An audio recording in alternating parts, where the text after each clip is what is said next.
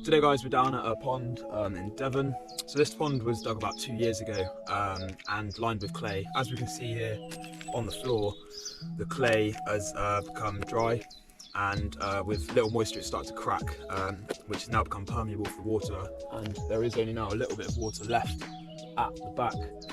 Originally this pond was dug for wildlife, so it's in the back of a little meadow. Here, a lovely little bit of land with some woodland in the corner, and this pond was added as a feature to support the local biodiversity and ecosystems. Now, because of the design of the pond, we've actually got a lack of inhabitants from any sort of wildlife. Plants have really struggled here, and the design of the pond with the steep sides has really restricted what sort of wildlife we can actually get in here. So we're down here today to have a little look, have a little redesign, and the client wants to make this a lot shallower and essentially just increase the biodiversity that's going to be available and look to support the local ecosystems.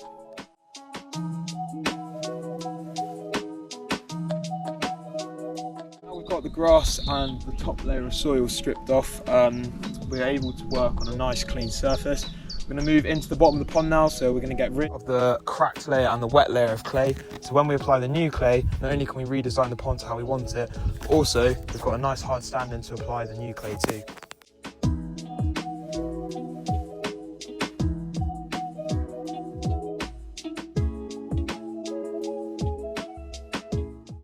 We've got rid of the clay at the bottom and we're now starting to shape the sides. So instead of it being really vertical, I believe the ratio is about 1 metre to 1 metre, which is a really steep drop.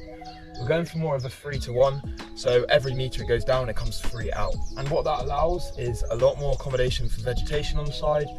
It supports a lot more plant and animal varieties, and also it just stops the vicious runoff that we've seen at the start of the video, and stops so much runoff coming into the pond.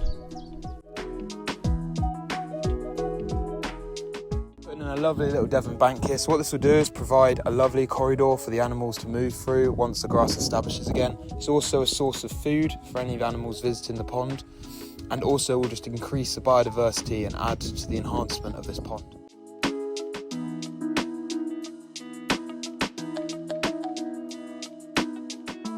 We got the clay delivered after our preparation time. There was about 138 tonnes of clay that we put in over the space of a day. And then it was compacted in with the sheep foots roller. This leaves little pockets in the clay, which is really good for microhabitats in the pond instead of just a smooth side. And once this was compacted properly, this will give a nice tight seal for the pond. Then it was time to move on to the pond design. So we started on by putting some substrates in the bottom for the plants. This just gives the plants a little bit of structure, a little bit of security when planting, and helps them establish a little bit better. We then decorated with some lovely Devon stone.